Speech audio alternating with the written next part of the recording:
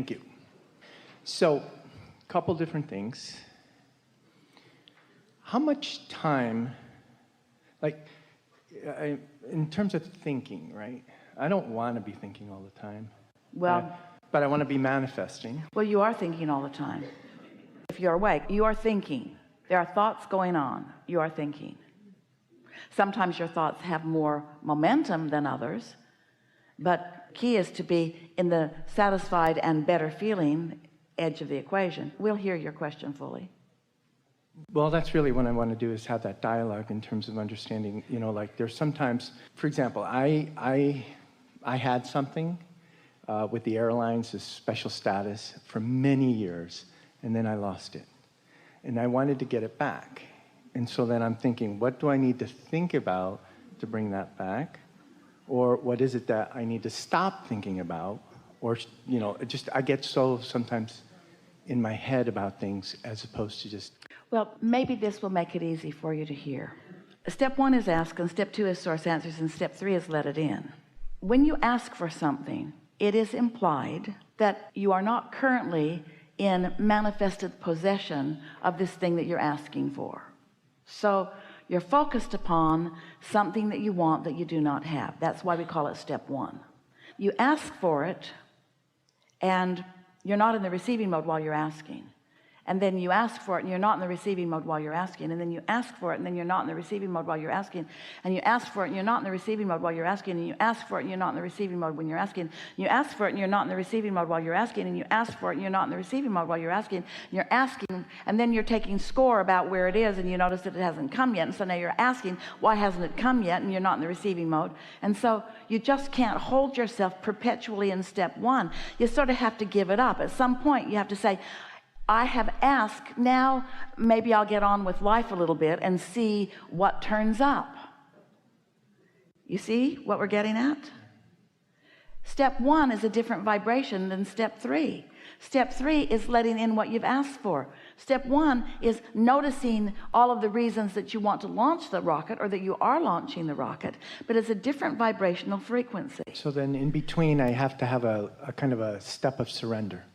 So I want something, and then I have to surrender whatever the energy. You could call it around. a step of surrender, and those are good words, but here's an easier way to look at it. Why not call it a step of perpetually looking for satisfying subjects? In other words, we really want you to feel the story of the car going down into the San Francisco Bay. This is what this is about. On this emotional scale, which indicates your degree of resistance or allowing, there is despair all the way at the most resistant end, fear and despair and regret and blame and hatred and revenge and anger and all of those things. And at the other end, there's love and appreciation and ecstasy and that feeling of passion. But in the center of the scale is contentment or satisfaction. So where that creative control is, where that energetic vibrational control is, it's right there, satisfied or not, satisfied or not. And that's where most of your life is being lived, in the realm of that, where you could choose that, except you have these hot buttons which take you immediately over there. And so if you are asking for something, and you ask, and then you say, I'm going to surrender, well, surrendering means stop thought, which means if you're going to really surrender, then get into a meditative state. But we don't want you to be in a meditative state more than about 20 minutes a day. We want you to be in a awake state, in control of your vibration, which means look for satisfying things, of which there are so many. And the more time you spend looking for a reason to be satisfied, then the more law of attraction brings you more rivers and streams of things that are satisfying, so that you dwell mostly in that satisfaction and better feeling emotion. Well, that's not surrendering, but it's not resistance either. So when you're dwelling mostly in this, I'm satisfied about life, I love that, I'm so satisfied. Esther spent an afternoon one day for a couple of hours making lists of things that she has identified, because she wanted to isolate the feeling within herself, that were really satisfying in nature. And she talked about that feeling of getting out onto the open road, and that first feeling of moving out on the highway for a day's drive, and the anticipation of what that day was going to bring. Now, that feeling of utter satisfaction, of supreme satisfaction, did not last all day long, but she remembers feeling it nearly every time that she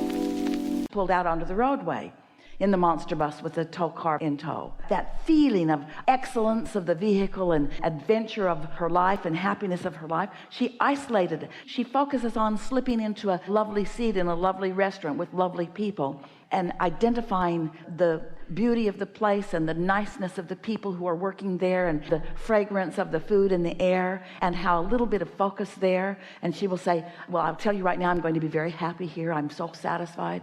Or slipping into an airline seat and putting her pillow behind her neck and getting really comfortable and acknowledging how satisfied she is. You have to identify and isolate that feeling. And once you do that and get good at that, then what happens is not only do you have more and more of those kinds of moments in time, but you establish a point of attraction that makes that mostly what flows through that path of least resistance to you. So it just gets easier and easier and easier. Well, of course, things are going to happen. Somebody is going to bump your car, or your flight might be canceled, or life comes at you. The question is, how stable are you standing as they come? And how deep is your basis of satisfaction? How quickly are you able to put things into perspective? You have an earth that spins in its orbit every single day in perfect proximity to other planets in ways that we can't even begin to describe, and for reasons that you couldn't understand if we did describe it. That would need to be the only thing that you focus on that would give you reason, substantial, validated reason to feel satisfaction, and yet it's not something that comes up in your mind very often. Somebody bumped my car. Well, the earth is still spinning in its orbit. That's usually not where you go, but you could look at the overview of your life experience, and you could acknowledge the well-being that is dominant. No matter what's going on, well-being is dominant. But as you isolate thoughts and you isolate things that don't feel good to you, we love you so much, but more humans isolate dissatisfaction and practice the feeling of it than isolate satisfaction and practice the feeling of it. And here's something that we really want you to know. You've been listening to us for a while, been reading and hearing some processes that we've offered. And we've offered processes to help you move up the emotional scale. So from despair into something that feels more like revenge, because revenge really is less resistant than despair. There's more control. You feel more control in revenge than you do in despair. Do you know that? Now, we don't recommend you stay there very long, because if you take action while you're still hanging around there, it's going to get a whole lot worse. But there is relief. Each piece of resistance that you let go of, you feel more and more and more and more relief. We want you to consider crossing the emotional scale.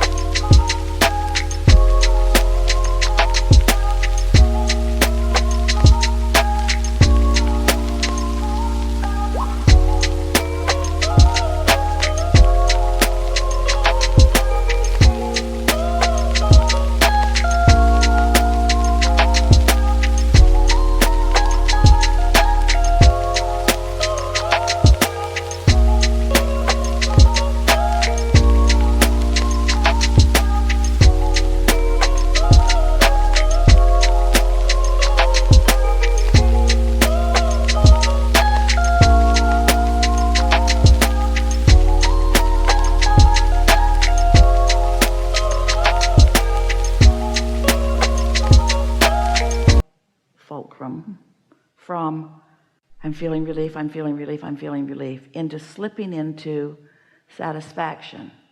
We want you to just notice, if you can, the difference in letting go of relief and having no resistance.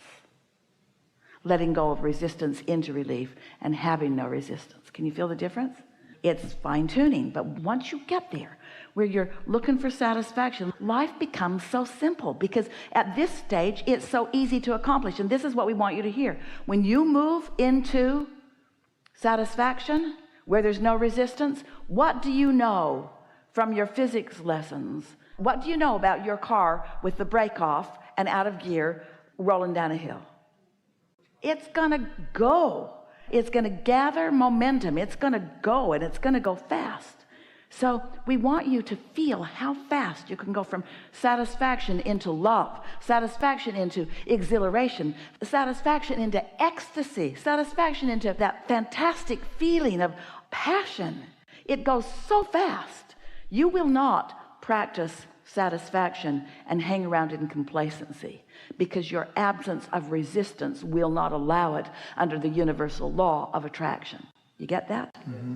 So once you cross over there, once you practice it, that's your work. That's your work. Don't take some big issue that you've been carrying around for a long time, that a lot of people are beating the same drum of, and make that what you're deciding to release all resistance on. Just let it be the little things that are easy to find satisfaction about. Because if you find 20 or 30 or 40 or 100 things in a day that you feel satisfaction about, you've got momentum going. And then before you know it, more and more and more and more and more of what's in your vortex will be flowing into your experience. So you have big, big, big reasons to feel satisfaction.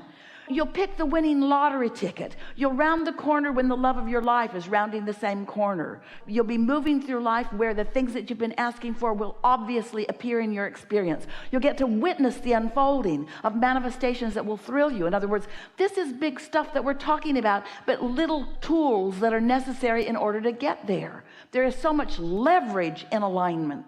So much. Can you share with us something to say to people who are curious about what you're doing and where you've been? Because I remove myself a lot of times from that, and I will pick the pile and I'll spend my time focused there. And then if I share with certain people about it, it seems like there's split energy there. But any little dialogue that you can share to someone? Well, it's not so much what we would say. We will give you some words. It's not what we would say. It's the timing of when we say it. Because if you're under the influence of Source and they're not going to hear you anyway. In the same way that you tuned them out, they'll tune you out. They'll see your lips moving, but they won't understand anything that you're saying. This thing works in either case, doesn't it? So if someone is asking and you can feel that you are in the vibrational vicinity of one another, then it's a wonderful thing to talk about how good it is to feel good, and how much better you feel, the better you feel, and how you're getting good at sifting and sorting and focusing on things that allow benefits to come to you. What upliftment is really is demonstrating through the clarity of your example how the laws of the universe work. And everyone is demonstrating that, because no one is outside of it. No one is an exception to it. But when you're doing it on purpose and getting the results that you intend, and then others get to witness you getting the results that you intend, and then they want to know how it is that you get the results that you intend, it's a wonderful thing when you say, well, I've discovered that how I feel is a big part of all of this. And I've learned to guide my thoughts to more and more satisfying things. And at first it was difficult, but it gets easier and easier. And if you want to tell them about law of attraction, that would be extremely helpful to them. If you want to tell them about their own guidance system, that's extremely helpful to them. If you want to talk about the laws of the universe as you know them to be, that's extremely helpful to them. You just have to know. Esther sometimes will be sitting next to someone on an airplane or somewhere who really wants to know what makes her tick. And she gives them as much as she can feel they are able to hear, because there are so many ways of describing this. And then as she hears back from them more things that makes her understand that they've already got that, sometimes they just get nose to nose in this very satisfying philosophical conversation about how everything works. And sometimes they keep it light. And mostly they don't talk at all. Don't forget to leave a positive message and subscribe.